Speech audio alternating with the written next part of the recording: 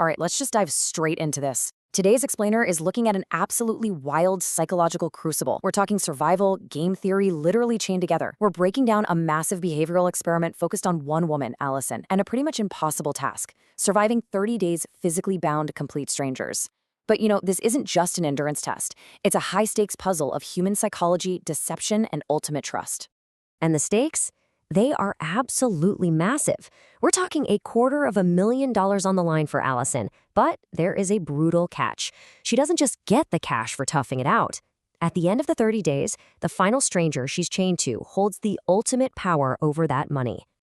So this brings us to the core tension of the whole thing. It all boils down to the classic prisoner's dilemma, specifically a split or steal scenario. When this challenge ends, Alison has to pick one stranger to share the prize with, and she has to rely entirely on their promise not to steal it from her.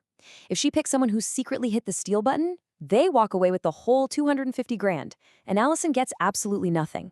Zero. So to find this winning partner, Alison has to survive a literal gauntlet. Every 5 days, she's unshackled, only to be immediately chained to a brand new stranger. Over the 30 days, she cycles through 5 very different people: Bryce, Skylar, Juan, Jason, and finally Bree. And while she's dealing with the sheer uncomfortable awkwardness of being attached to a random person 24/7, Alison is secretly running a mental background check, constantly profiling just how trustworthy they actually are. Section 1. Early red flags with Bryce and Skylar.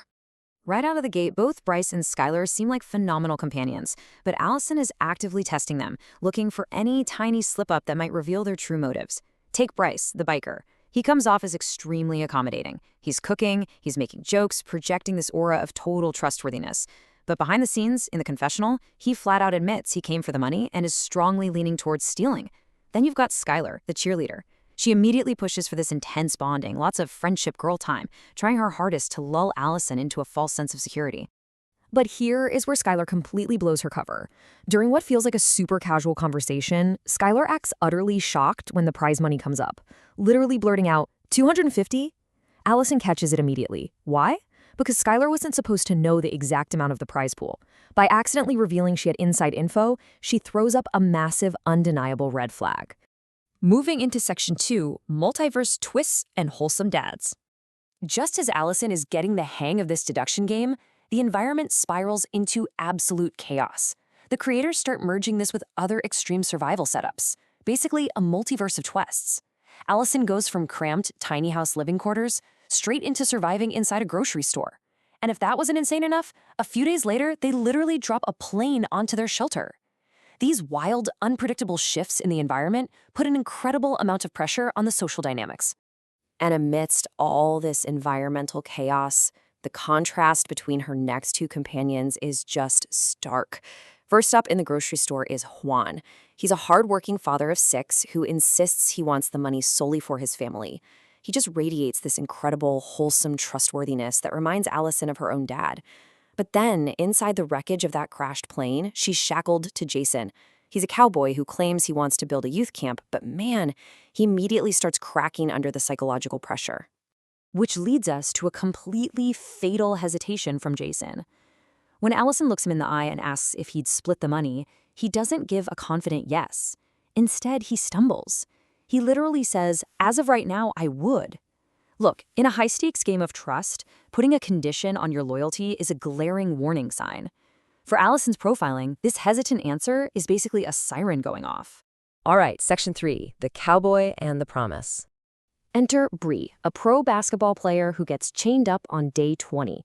She knows exactly what's up. She is the final variable in this month-long experiment.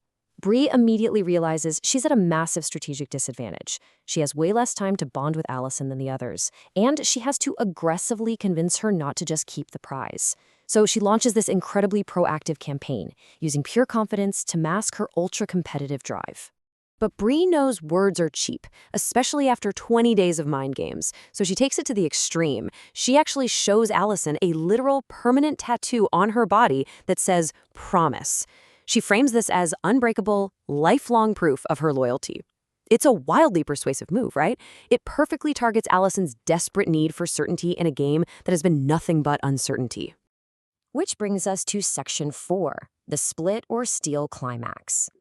After 25 grueling days, all 5 strangers are brought back, and Alison gets hit with a game-changing rule twist. She doesn't just pick one winner, she has to eliminate them one by one, and the order dictates their payout. The first person cut gets 10 grand, the second gets 20,000, the third 30, and the fourth 40,000. This means the exact order she ranks her trust literally dictates the livelihoods of these 5 people. The pressure here is astronomical. As Alison stands there, looking at these 5 individuals she shared this bizarre, exhausting journey with, the ultimate question hangs in the air. Who is lying? We, the audience, learn that all 5 strangers have already secretly locked in their decisions to either split or steal. The trap is officially set. So Alison frantically reviews all her mental notes. You've got Bryce, the friendly cook who secretly leaned towards stealing; Skylar, who slipped up and showed she knew the exact prize pool; Juan, the fiercely trusted, selfless dad; Jason, the cowboy with the conditional promise; and Bree, who aggressively weaponized a tattoo. Alison has to make her very first cut, the person she trusts the absolute least out of the whole group. Trusting her data, Alison makes her move. She eliminates Jason the cowboy first. And she calls it out perfectly. She explains that out of the entire lineup, Jason was the only one who couldn't flat out promise he wouldn't take the money. That single, tiny moment of hesitation back in the crashed plane proved fatal to his game. It secures him $10,000, but permanently kicks him out of the running for the grand prize. And her intuition? Instantly vindicated in the most dramatic way possible.